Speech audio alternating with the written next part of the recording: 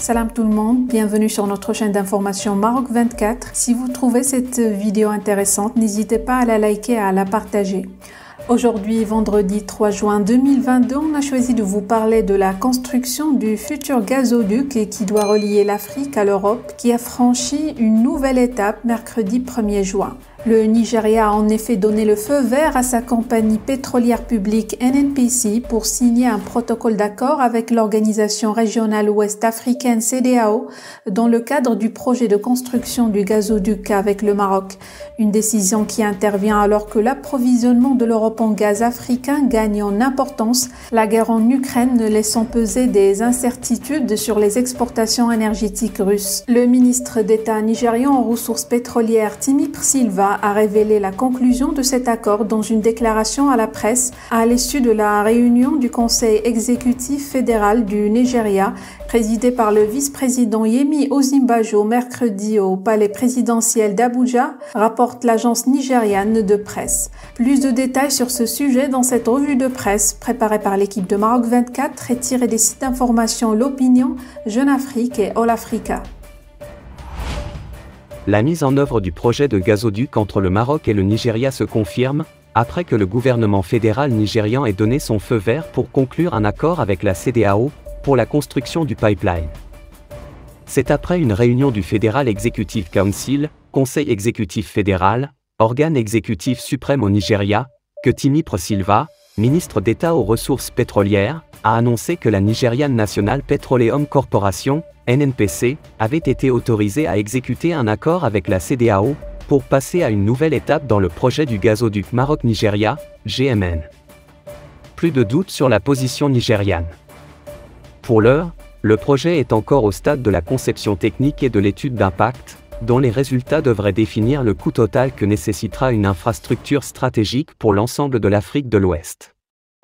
Le gazoduc devrait, rappelons-le, desservir pas moins de 15 pays de la sous-région avant d'atteindre le Maroc, d'où il acheminera le gaz en Espagne. Annoncé en 2016, ce projet pharaonesque a connu plusieurs phases de négociation, et Abuja n'a cessé depuis de subir les tentatives d'influence notamment d'Alger, qui tente en vain de ressusciter le tracé transsaharien. L'option algérienne n'a pour principal atout que le facteur géographique, avec un tracé de 4128 km comparé aux 7000 km du GMN, mais le gazoduc transsaharien devra traverser des zones non sécurisées, depuis le delta du Niger, où les installations d'extraction d'hydrocarbures font face à des opérations de sabotage chronique, en passant par le nord du Niger où sévissent les rebelles Touaregs et les organisations terroristes. Avant d'atteindre le désert algérien connu pour être un sanctuaire de groupes criminels et terroristes. Le GMN a pour sa part, vocation à servir de catalyseur au développement de l'ensemble de la sous-région ouest-africaine. Le tracé qui devrait mêler des tronçons onshore et offshore, traversera le Bénin, le Togo, le Ghana, la Côte d'Ivoire, le Libéria, la Sierra Leone, la Guinée-Bissau, la Gambie, le Sénégal et la Mauritanie, avant d'être raccordé à la partie sous-marine du GME qui relie le Maroc à l'Espagne. Des pays qui devraient profiter du gaz nigérian pour pallier à leurs problèmes énergétiques, notamment en production électrique, véritable frein pour le développement industriel de ces pays. La conjoncture internationale favorable au GMN. Une vision qui a fait de la CEDEAO l'un des principaux avocats du GMN vu les retombées attendues pour la sous-région.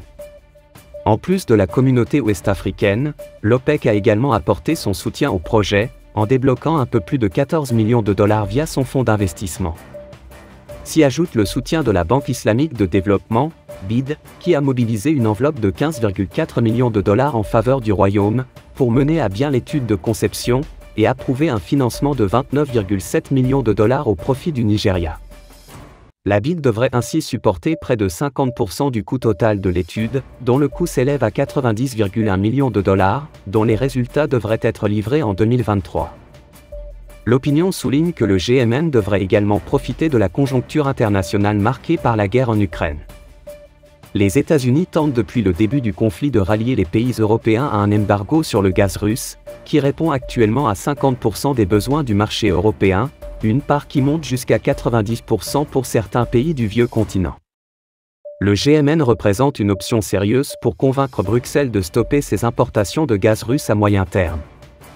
D'ailleurs, Les récentes découvertes de gisements en gaz offshore tout au long du tracé du GMN, notamment au large de la Côte d'Ivoire et du Ghana, entre le Sénégal et la Mauritanie, gisements de la Tortue, et dans les eaux territoriales marocaines, devraient rassurer d'un côté, les pays européens sur la capacité du GMN à répondre à leurs besoins en gaz, et de l'autre les investisseurs potentiels, sur la viabilité économique du projet.